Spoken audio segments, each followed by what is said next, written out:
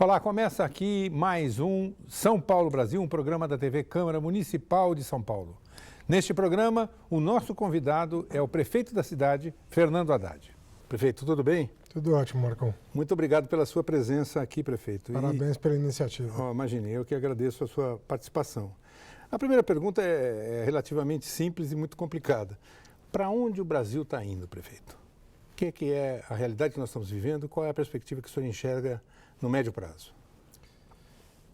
A resposta também é muito simples e muito complicada, porque o Brasil está indo para onde nós quisermos que ele vá, né? Na verdade, a natureza política da crise está cada vez mais nítida. Sim. Ou seja, nós temos uma economia com alguns problemas conjunturais.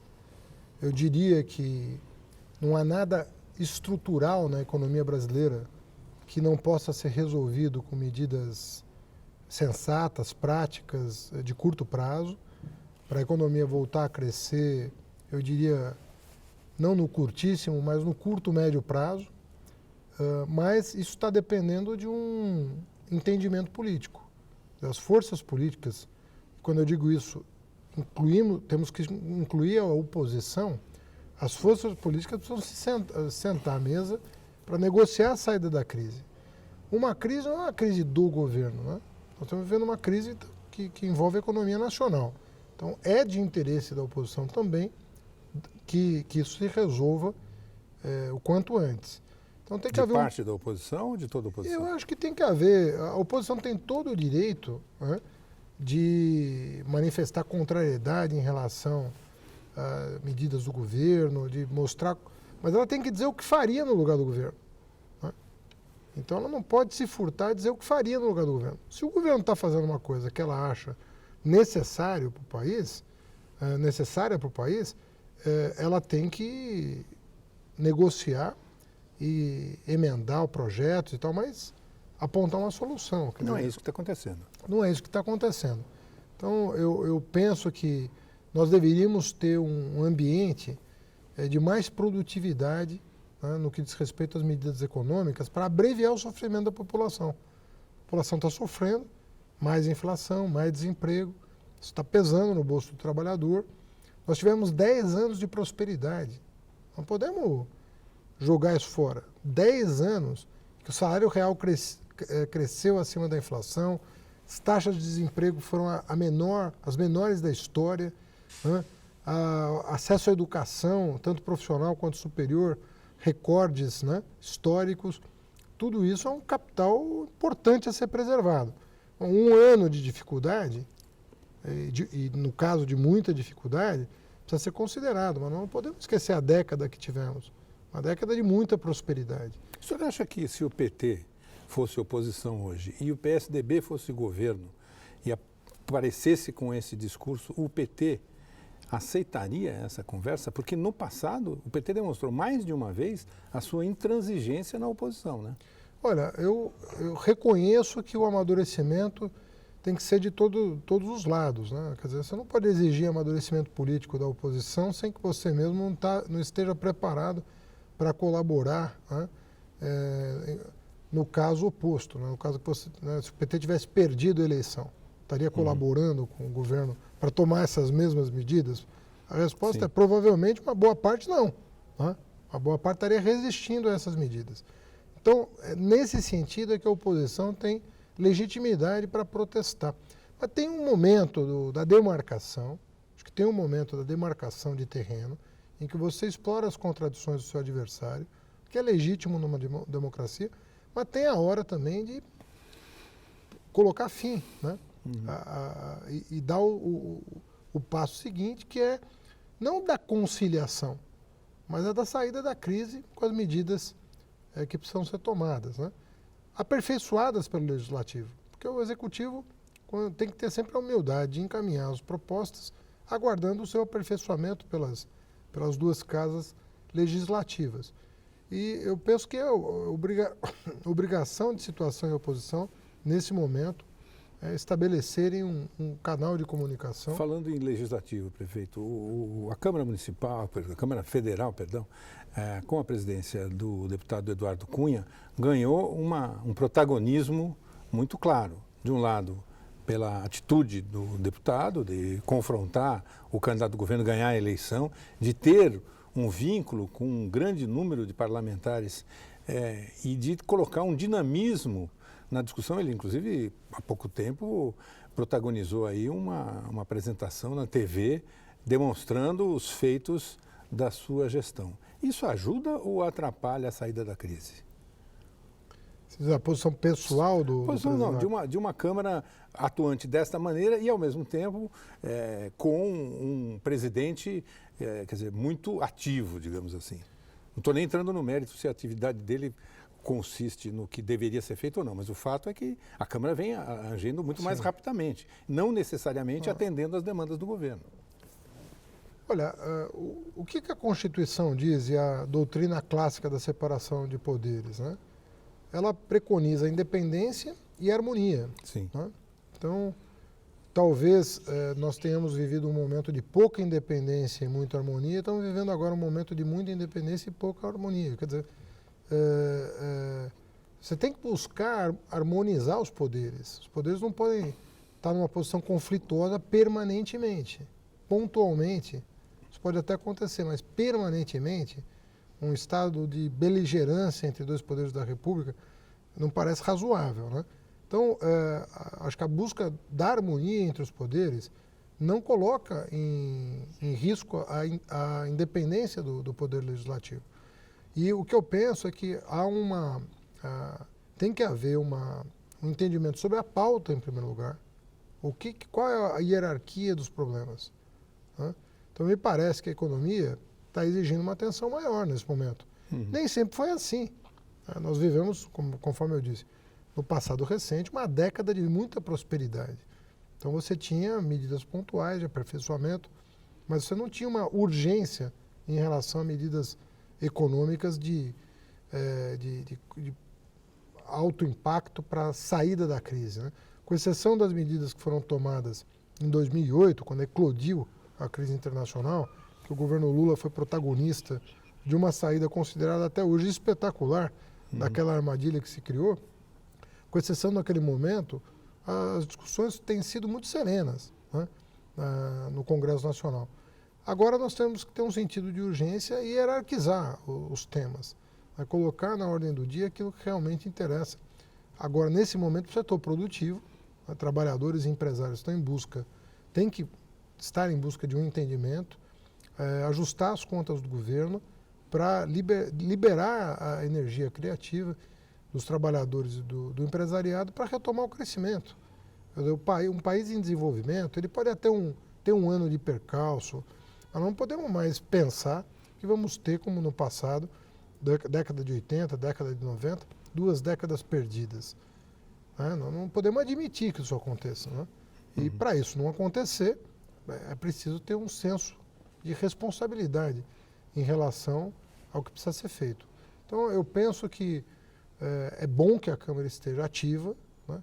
Mas sentar-se à mesa para estabelecer uma agenda de trabalho não significa colocar a perder a independência necessária do Poder Legislativo. Prefeito, vamos fazer um rápido intervalo. São Paulo, Brasil, volta já já.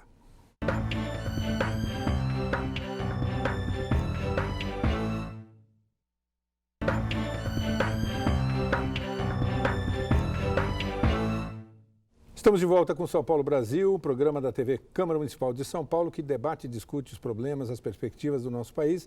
Hoje, o nosso convidado é o prefeito de São Paulo, Fernando Haddad. Prefeito, ainda nesse debate aí do cenário nacional, que certamente interfere e muito na gestão da cidade de São Paulo, e a gente vai falar um pouco dela daqui a pouco, qual é o empecilho que o PT tem hoje como partido de fazer com que as suas teses e as suas demandas sejam cumpridas pelo governo? Porque às vezes dá a impressão que a pauta, a agenda que o governo federal adotou após a eleição não combina com a agenda do PT ou de setores do PT. Né? Mais ainda, isso todo mundo constata. Houve uma inflexão muito forte entre aquilo que acontecia e era debatido durante a campanha eleitoral e aquilo que o governo vem fazendo após a eleição, como se tivesse havido alguma mudança radical entre a eleição e os dias de hoje. Não, de fato, o partido tem demonstrado até uma certa contrariedade em relação a essa situação. O senhor compartilha? Já se tornaram públicas algumas recomendações do partido. Eu acho que o partido, quando você é chefe de um executivo, né, municipal, você tem que procurar harmonizar as ações entre as esferas de governo para produzir resultados para a população. Então o prefeito não faz oposição ao governador, que não faz oposição a presidente de forma sensata. A oposição é feita no legislativo ou por partidos políticos, né? É assim que se exerce a oposição. O PT tem mantido apoio ao governo, evidentemente, é um governo do PT, mas tem demonstrado uma certa contrariedade, uma certa independência em relação a algumas medidas. E o papel do partido, mesmo aquele que não rompe com o governo, né, é buscar o aperfeiçoamento das ações governamentais quando você faz parte da base. Então tem que ser visto com alguma naturalidade. Críticas do PT, do PMDB, estão na base do governo, de outros partidos da base. Isso é natural acontecer. Né? Na minha administração aqui eu recebo críticas do PT. Né? E estou aberto a elas, tenho que estar humildemente aberto a elas, porque elas podem colaborar com o aperfeiçoamento da gestão. Então não se trata, não deve haver uma confusão entre governo e partido. Partido é partido, governo é governo.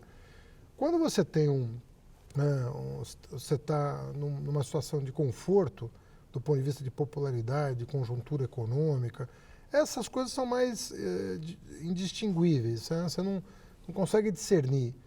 Mas quando está no momento mais duro, né, em que medidas difíceis, impopulares devem ser tomadas ou são tomadas, essas fraturas podem acontecer, né? Essas divergências podem acontecer. Nós estamos num momento em que eu vejo o partido sinalizando para o governo, deseja pelo menos um cronograma de saída da crise. Até reconhecem a necessidade de um ajuste aqui e ali, mas estabelecem prazos para que nós possamos retomar o crescimento. É o que eu disse e repito, Marcum, o PT ele nasceu comprometido com um tipo de desenvolvimento social, né? Um desenvolvimento socioeconômico, geração de emprego, participação do trabalhador na renda nacional, melhoria das condições salariais, expansão dos direitos, né? Universalização da saúde e da educação. E, efetivamente, o que vem sendo cumprido desde 2003 é essa agenda. Então, 2015 está parecendo contrariar essa agenda. E aí depende de como 2015 for visto. Se for visto como uma inflexão, o partido mudou de posição, isso vai trazer consequências. Se for visto como um momento de transição, em que você, à luz do contexto internacional e de eventualmente uma correção de rumo, assumindo equívocos da política econômica, alguns equívocos da política econômica, estiver fazendo uma reparação para retomar aquele projeto de desenvolvimento, a presidenta Dilma vai ter tempo de recuperar sua popularidade e voltar a gozar, né, daquele prestígio necessário para promover uma mudança de patamar. Então, tudo vai depender, né, de como a sociedade vai perceber esse momento e de como o governo vai gerenciar esse momento. Efetivamente, eu continuo acreditando que... É uma nuvem passageira. Não sei se é pode nuvem ser mais de uma passageira. nuvem, né? Não sei. Mas eu continuo acreditando que o desejo da presidente é que nós façamos um ajuste rápido, embora, né, seja agudo, mas rápido o suficiente para que a população logo consiga perceber que ele foi necessário, mas para manter um projeto vitorioso. Um projeto que, né, por 4 mandatos, né, no 4º mandato, teve aprovação popular. Então, o desafio dela é demonstrar que nós estamos falando de um período curto para retomar um projeto que vingou e que deu certo nos últimos 12 anos. O senhor tem um discurso e uma apresentação das coisas muito zen, digamos assim, diante do cenário. Eu vou colocar mais um ingrediente que é óbvio e evidente, que, quer dizer, se tudo isso que estamos falando, de crise econômica, de desemprego, de problemas de inflexão na linha de comando da economia e de dificuldades entre governo e oposição, fosse só isso, ok. Mas há um dado adicional que é proporcionado pela Operação Lava Jato, pelo escândalo da Petrobras, pela prisão dos principais empresários das grandes empreiteiras do país neste momento. Quer dizer, um cenário que nós nunca vivemos. De um lado, de uma exposição muito clara de como operam ou operavam certas empresas, numa aparente articulação, eu digo pelo cuidado de que certas coisas não foram julgadas ainda, mas numa aparente articulação entre setores de direção da maior empresa brasileira e as maiores empreiteiras do país. O que esse episódio da Lava Jato e esse escândalo adiciona de pimenta nessa receita e complica o processo? Eu disse uma vez, numa conversa com empresários, que o Delfim Neto chamou de tempestade perfeita, né? Uhum. Que nós não estamos vivendo uma crise, nós estamos vivendo uma sobreposição de crises simultâneas. E isso é grave, né? Uhum. Porque nós temos vários frontes a enfrentar para poder equacionar os problemas. Essa crise, na minha opinião, que nós estamos vivendo, a econômica, ela é conjuntural, mas ela pode se tornar estrutural se as outras crises não forem administradas com a mesma presteza, com a mesma diligência.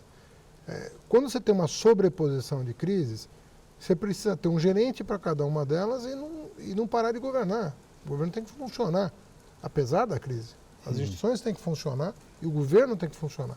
Então, o desafio que está colocado não é pequeno, né? Porque você, efetivamente, e esse ingrediente que você está colocando, se fosse um caso de corrupção, já seria grave, né? Todo caso de corrupção abala a credibilidade do governo, pelo menos até esclarecer, ver quem é responsável, quem não é. Nesse caso específico, ele afeta a vida econômica e política, porque pela dimensão, pela escala. Você está falando de empresas que estão cuidando de boa parte das obras de infraestrutura do país. Não é só na Petrobras. Atuam, sim, e não é só no Brasil.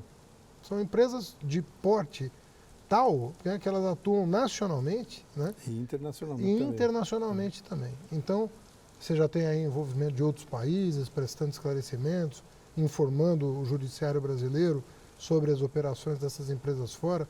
Então, ela ganhou uma dimensão que pode efetivamente transformar aquilo que seria administrável conjunturalmente numa crise mais estrutural, o que aumenta a responsabilidade das forças políticas, né? Aumenta a necessidade de você ter pessoas, você falou, eu estou falando de forma zen, mas se não houver, a política é feita de ingredientes como esse, você ter a tranquilidade de, num momento de perturbação, sentar à mesa e indicar o caminho da saída. Porque se você entrar na histeria do dia a dia das pessoas, você não vai conseguir enxergar a saída. Então, quando a gente procura governadores e prefeitos, né, tem emitido juízos sobre a crise, o que os governadores e prefeitos estão fazendo? A Frente Nacional de Prefeitos está fazendo, os governadores do Nordeste já fizeram. Uma carta endereçada a Brasília, os poderes, judiciário, né, poder legislativo, poder executivo, porque nós dependemos da governabilidade, nós dependemos de uma situação de normalidade, nós temos uma agenda com o munícipe, né, com o cidadão, que precisa ser encaminhada. Então, nós dependemos disso e queremos dar consequência a isso. Então, nós não estamos pedindo para anular a oposição, nem para a oposição deixar de pautar o debate à sua maneira.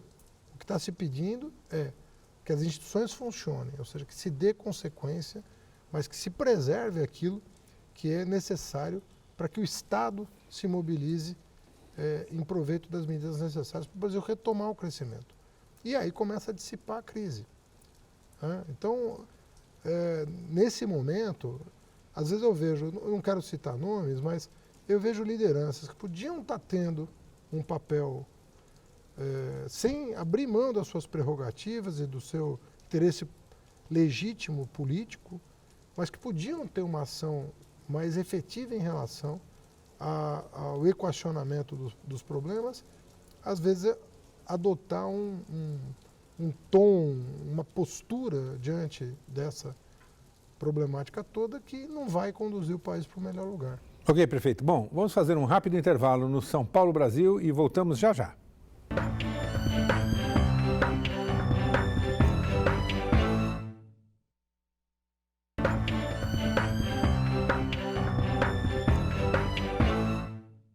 Voltamos com São Paulo Brasil, um programa da TV Câmara Municipal de São Paulo, hoje entrevistando o prefeito da cidade, Fernando Haddad. Prefeito, vamos falar um pouquinho de São Paulo. São Paulo dá para falar muito, né? Ainda mais aqui no plenário da Câmara Municipal. Mas eu queria abordar duas questões que estão na pauta permanente da sua administração e que em qualquer bar da cidade, em qualquer esquina, se discute. O desestímulo ao uso do automóvel, de um lado, e também o que alguns apontam como uma certa abertura para a presença do comércio em zonas residenciais. O desestímulo se manifesta em várias medidas. Ciclovias, vias para faixas de ônibus, né, redução de velocidade nas marginais, há uma quantidade muito grande de medidas que combinam nessa direção. Os parklets têm uma porção de coisas. Sim. E do outro lado, essa questão das zonas residenciais, na proposta de zoneamento há uma mudança nos chamados corredores das zonas residenciais que, de alguma forma, está sendo entendida como uma ampliação para o espaço de comércio. Não são duas pautas que contrariam os chamados formadores de opinião pública e, portanto, não deveriam ser aplicadas nas proximidades de uma eleição ou de uma reeleição? Bem, isso é a política tradicional que determina, né? Eu acho que a política moderna não se faz assim, né? O que eu até tive recentemente com meus colegas do mundo inteiro, né, com 60 prefeitos, junto ao Papa Francisco. Sim. E tivemos um dia de debates. E nesse dia de debates, os problemas enfrentados por todos nós são exatamente os mesmos nas grandes metrópoles, e as medidas que estão sendo tomadas no mundo inteiro são exatamente as mesmas.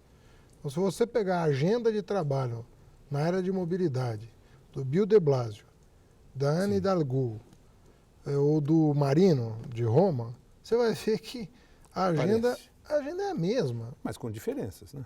Essas cidades têm sistemas de transporte mais estruturados. Mais uma razão para fazer faixa de ônibus. Quer dizer, sim, a nossa diferença para menos exige da nossa parte mais esforço, não menos, né? Onde você tem uma rede metroviária, como é o caso, não é o caso de Roma, que Roma não tem.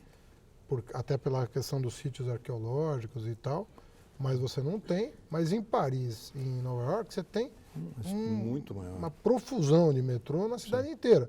E lá também estão restringindo o uso do veículo por várias razões ambientais.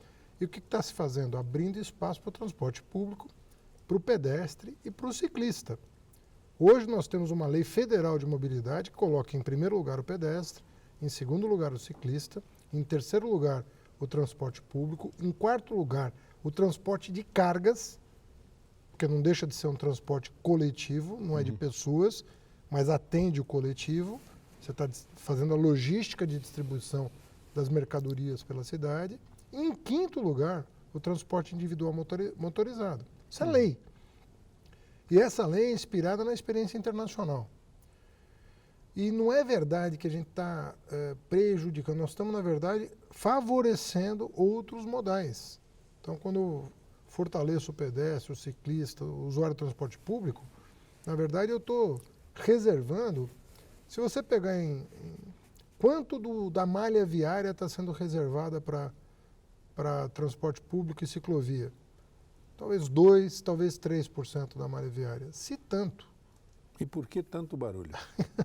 Essa é a pergunta. Não seria porque esses projetos teriam sido feitos apressadamente, sem planejamento? Faz 30 anos. Pintaram as faixas de ciclistas de vermelho para facilitar o partido do governo, né? Porque há essa discussão. Né? Não, mas ela é recorrente. Tem algumas coisas que são patéticas, né? Por exemplo, a cor vermelha da ciclovia é padrão internacional. Inclusive, todas as ciclovias, poucas, é verdade, que o PSDB fez, são vermelhas. Será que o PSDB, então, estava fazendo publicidade do PT?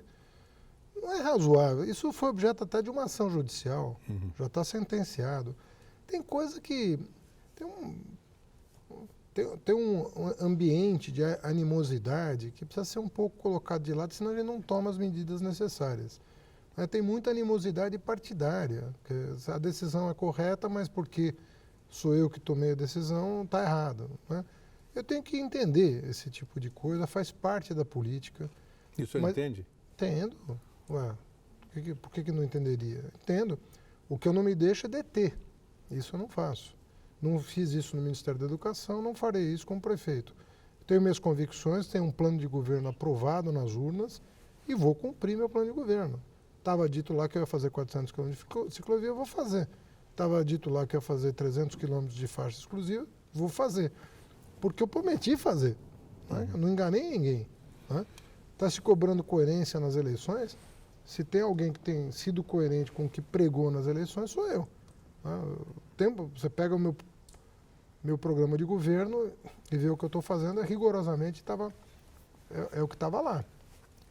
Mas é natural esse tipo de... Você sabe que em algumas cidades a mudança de cultura chegou a levar até 6 anos para as pessoas compreenderem essa mudança de cultura. Se fosse óbvio, seria fácil fazer. E já teriam feito. É por ser contraintuitivo e violar o senso comum, é que, em geral, os governantes se intimidam e não fazem. Eu prefiro ser um governante que faz, correndo o risco de ser só compreendido muito depois, do que passar pela prefeitura e não fazer aquilo que deve ser feito. O fato do Brasil ter privilegiado o automóvel desde os tempos do Juscelino Kubitschek, de uma maneira tão radical. Vou citar só um exemplo que eu vivi como cidadão nascido em São Paulo, passei a maior parte da minha vida aqui. Hoje me divido entre aqui e Florianópolis, né? mas passo a semana aqui trabalhando. O bonde levava as pessoas de Santo Amaro, onde eu nasci, até o centro da cidade em pouco mais de 20 minutos, na época que eu era moleque, 14, 15 anos. Então, em 1967, se não me falha a memória, ele foi eliminado para se fazer uma avenida onde era a linha do bonde. Bom, mais recentemente, no governo Lula, várias montadoras de automóveis foram instaladas no Brasil com inúmeros benefícios fiscais. Isso não dificulta a ideia de mostrar para a cidade que agora é a hora da bicicleta, agora é a hora do ônibus, agora é a hora da faixa exclusiva? Depende de como você conversar com a cidade sobre isso. Eu não tenho nada contra a propriedade do veículo. As pessoas... Sim, mas as pessoas dizem, mas se eu for andar a 50 km por hora na Marginal, eu vou virar o Rubinho Barrichello. Deixa eu qualificar. Sim, claro. O trabalhador europeu e americano tem mais carros per capita do que o brasileiro. O número de carros na Europa e Estados Unidos é maior em termos per capita do que no Brasil. Então é natural que o trabalhador, que agora ganha um pouco mais, tenha acesso a bens de consumo durável, incluindo aí o carro. O problema do carro é o uso racional. A pessoa ter o carro, fazer uma viagem, sair com a família à noite, sair de final de semana, fazer um passeio, é normal. Agora, a rotina de trabalho, universidade, ela tem que ter outros parâmetros. Porque se eu conheço a rotina, dificilmente você vai levar sua esposa para jantar no mesmo restaurante toda vez. E se isso acontecer, são as 100 pessoas daquele restaurante, você tem 100 lugares ali. O transporte público não é apropriado para isso. Mas para a rotina, não há alternativa. Se eu sei que tem X milhões de pessoas que saem da Zona Leste e vão para o centro, eu preciso garantir transporte público para essas pessoas. Hoje você sai de Itaquera, chega no Parque Dom Pedro em 47 minutos. Tem gente que deixou o metrô para pegar o ônibus, porque leva mais tempo, às vezes, na plataforma para entrar no trem do que para pegar no terminal de Itaquera e chegar no Parque Dom Pedro. 47 minutos de Itaquera ao Parque Dom Pedro é um recorde que há muitos anos não se vê em São Paulo.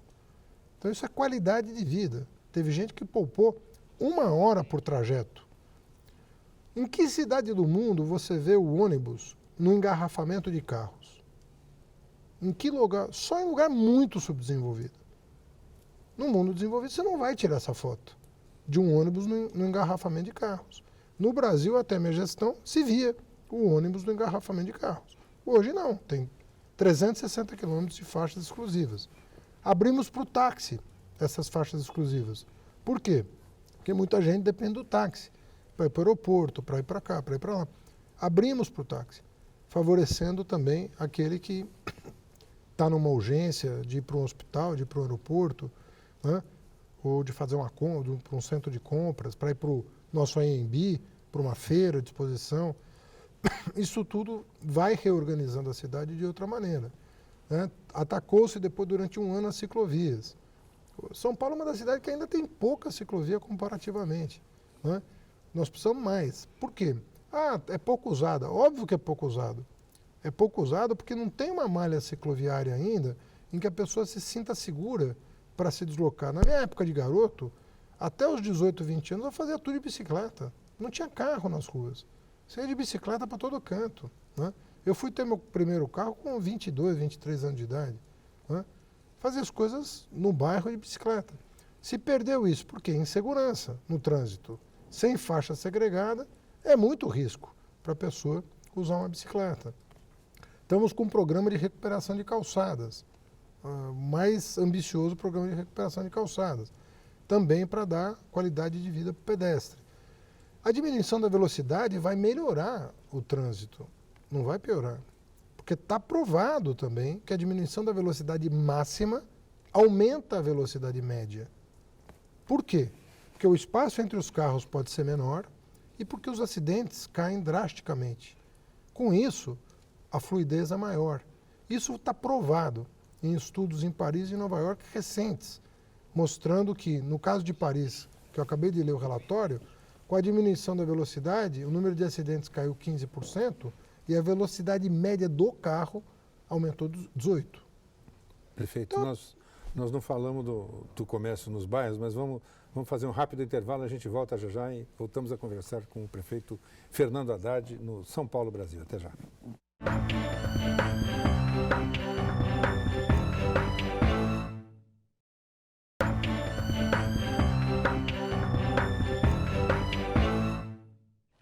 Estamos de volta com São Paulo, Brasil, hoje entrevistando o prefeito de São Paulo, Fernando Haddad. Prefeito, no bloco anterior eu falei de uma outra questão que também se debate hoje em dia, que ainda é no projeto de reforma do zoneamento, a proposta de modificação dos corredores que cruzam zonas residenciais, onde se facilitaria, num certo sentido, a presença do comércio. Isso está dando o que falar, né? Porque tem muita desinformação, né, sobre isso, né? Eu acho que na Câmara o debate vai se dar de forma mais racional. Essas ruas já são corredores comerciais. Ninguém está mudando nada. Já são corredores comerciais. O que se está desejando é uma pequena flexibilidade do tipo de comércio para que tenha algum funcionamento à noite. Sim. Porque, em geral, esses corredores eles morrem à noite. E viram áreas lúgubres em que não se passa ninguém, se cria uma sensação de insegurança. Então, se você pega o caso da Avenida Indianópolis, eu morei na Planalto Paulista há 20 anos, conheço bem. Avenida Indianópolis, à noite morre, tudo fecha. São consultórios, escritórios, agências bancárias, showroom, tudo fecha. Se você tiver uma farmácia, um pequeno bistrô, tudo muito moderado, e você tiver alguma vida noturna ali na avenida, você não vai impactar o bairro, porque eu estou falando de pequenas ações, você não vai impactar o bairro e vai dar um certo colorido para a noite ali, que vai favorecer a segurança e vai favorecer a requalificação do bairro. É disso que nós estamos falando. Nós não estamos transformando vias residenciais em vias comerciais. O que nós estamos falando é, em algumas localidades onde há uma queda de atividade muito intensa, um fechamento, permitir nada muito eloquente, ninguém está falando de uma churrascaria para 1000 pessoas, né, um rodízio, não estamos falando nada disso. Estamos Estamos falando de pequenos comércios que funcionem também à noite. Né? Perfeito. Isso vai ajudar muito. Vai ajudar muito. Em relação às metas, uma delas era do seu governo, 243 creches entregues. Foram 32 entregues. E tem um outro tanto em construção, 23, se não me falha a memória. UBSs, 43 UBSs, 4 foram entregues. UPAs, 25 era a promessa não, a meta, né? Porque isso é uma coisa que é importante deixar claro, que é o seguinte, é um avanço, o prefeito, seja qual for ele, assumir compromissos mensuráveis. Né? Sim, lógico. É positivo isso. Por que não foi possível cumprir isso e dá para reverter isso? Então, por exemplo, no caso das UPAs, né, nós acabamos de dar ordem de serviço, nós entregamos duas e acabamos de dar ordem de serviço de mais 13. 13 em obras, 13 em obras. Então, nós temos 15 garantidas. Das 25. Das 25, mas 10 não eram novas UPAs, eram reforma de pronto-socorros existentes. Sim. Então, é um pouco diferente. Essas 15 que nós estamos falando são novas. Né? Creche, no campo da educação, nós devemos entregar alguma coisa em torno de 140 equipamentos. A maioria deles de educação infantil. Né? O que o Chalita fez, na minha opinião, que está correto, pela demora da desapropriação dos terrenos, ele converteu uma parte do recurso para construção para convênio, para agilizar a matrícula, uma vez que nós temos compromisso de universalizar para a escola até o ano que vem e de atingir pelo menos 50% das crianças de 0 a 3, que é a meta do Plano Nacional de Educação para 2024. E nós antecipamos para 2016. Os hospitais que eu prometi, os 3 estão em obra. Brasilândia, Parelheiros e Jabaquara. Eu acho que nós vamos cumprir integralmente mais de 100 das 123 metas integralmente. E alguma coisa em torno de 19 das 123 metas nós devemos cumprir parcialmente. Vamos cumprir, até porque nós dependemos de repasse federal, que está mais difícil no momento. Uma das estrelas da sua campanha para prefeito era o Arco do Futuro, a proposta de uma grande modificação na cidade, construindo um território em que teria emprego, adensamento, enfim, um projeto muito complexo, muito ambicioso e que, obviamente, não seria executado numa gestão só. Sim. Ele andou alguma coisa? Eu acho que ele começa a andar agora. Depois, a gente passou 2 anos estudando o território. Eu acho que nós vamos licitar o novo AMB, que está no Arco, e eu entendo que o acordo que foi feito com o governo federal de deslocamento do CEAGESP vai articular o Arco da maneira própria, porque nós estudamos muito detidamente por que a Marginal Pinheiros tinha um tipo de desenvolvimento e a Marginal Tietê tinha um desenvolvimento completamente diferente. Uma era a necessidade de alteração da legislação urbanística do Arco Tietê. Mas o CEAGESP representa um obstáculo muito grande ao desenvolvimento da cidade. Porque ele bloqueia o desenvolvimento urbano para cima dele na direção da Marginal Tietê? Na direção da Marginal Tietê. Ele é um bloqueio quase intransponível. O mercado imobiliário não consegue contornar o CEAGESP e continuar a sua volta para o centro pela Marginal Tietê.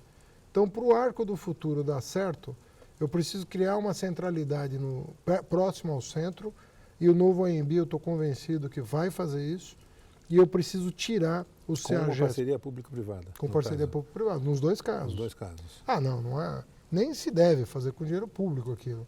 Você faz uma parceria público-privada com parâmetros urbanísticos. Eu acho que se nós conseguirmos lançar os 2 editais, a gente garante que o Arco do Futuro vai se transformar em realidade. Perfeito. Vamos fazer mais um rápido intervalo. O São Paulo, Brasil, volta daqui a instantes.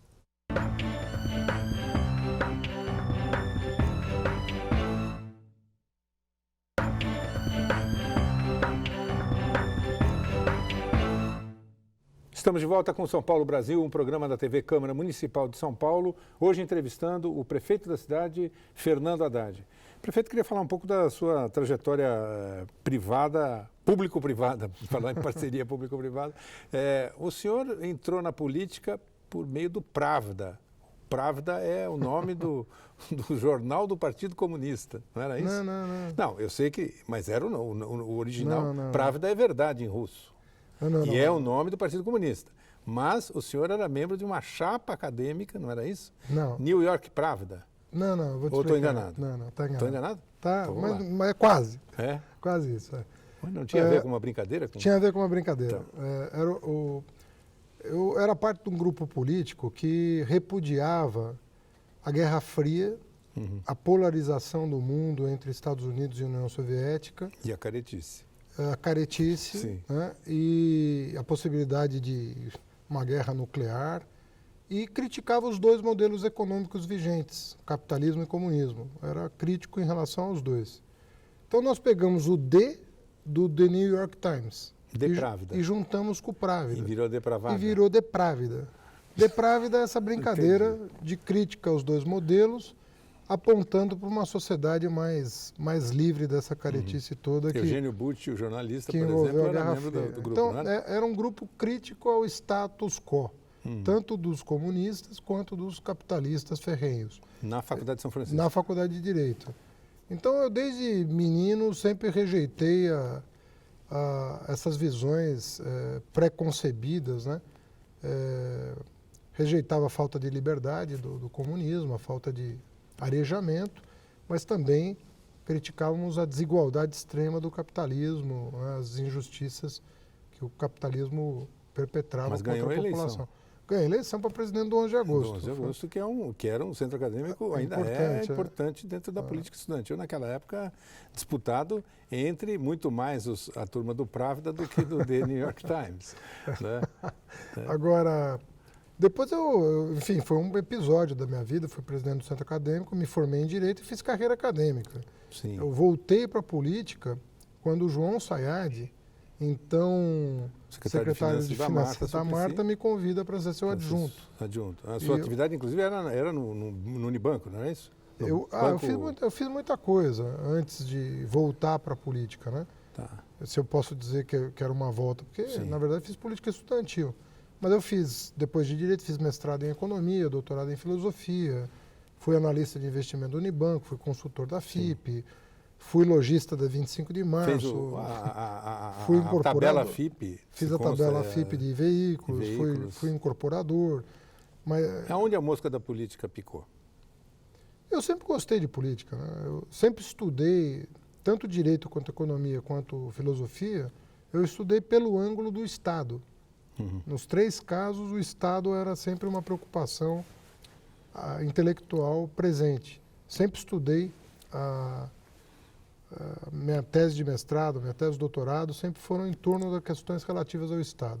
Então, eu sempre gostei e participava ali de reuniões com o Lula, reuniões com a Fundação Perseu Abramo, sempre tive...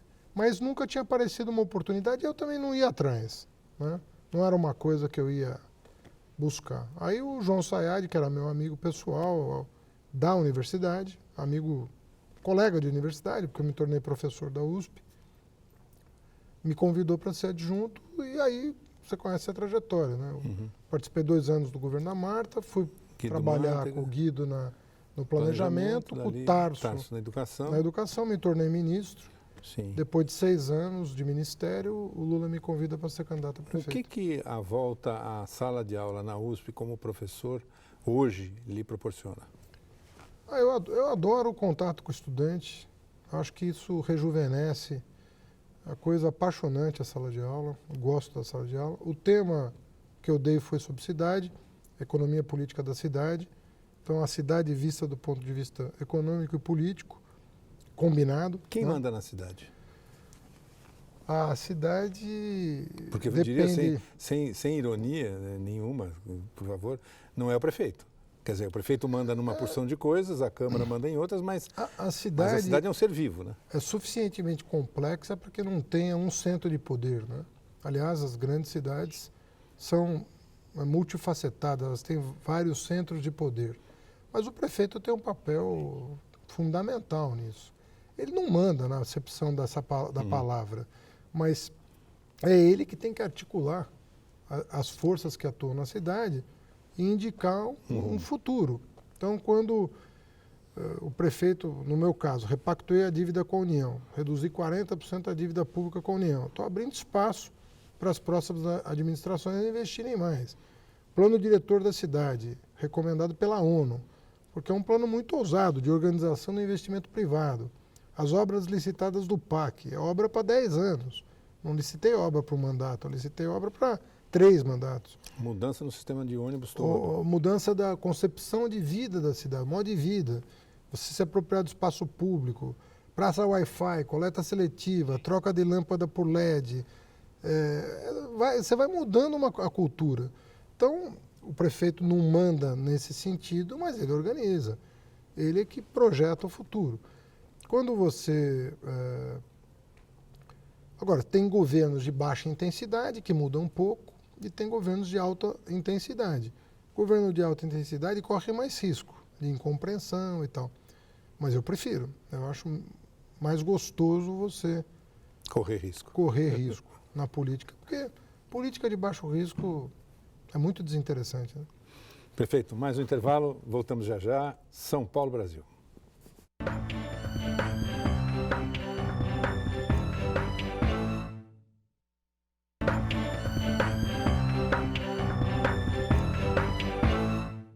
Vamos para o último bloco do programa São Paulo Brasil, hoje conversando com o prefeito da cidade, Fernando Haddad.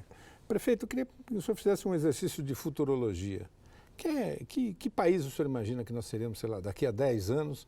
E se esse país que a gente vai ter daqui a algum tempo é o país dos seus sonhos, ou qual a diferença entre um e outro? Olha, conforme eu te falei, nós estamos vivendo uma sobreposição de crises que pode transformar uma crise que seria conjuntural e até natural, depois de 10 anos de prosperidade, em crise estrutural. Então, esse risco nós estamos correndo. Eu acho que a responsabilidade nos impõe, a classe política como um todo, não deixar isso acontecer. É uma crise conjuntural, uma sobreposição de crises conjunturais. Cada uma pode ter um endereçamento correto.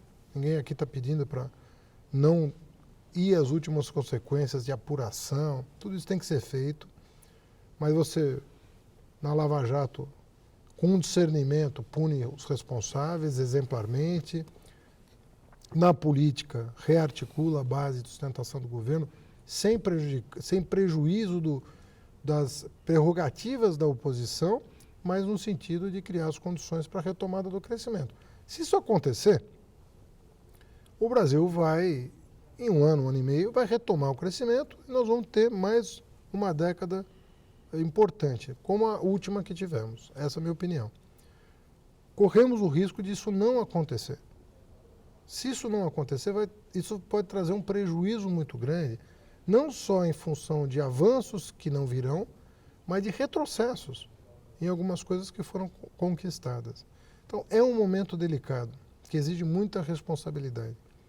Então, é difícil cravar, né, o que vai ser o Brasil daqui a 10 anos. Depende um pouco do que sem acontecer que agora. Nós nos apropriemos da situação atual e a gente dê um desfecho, né, para essa situação.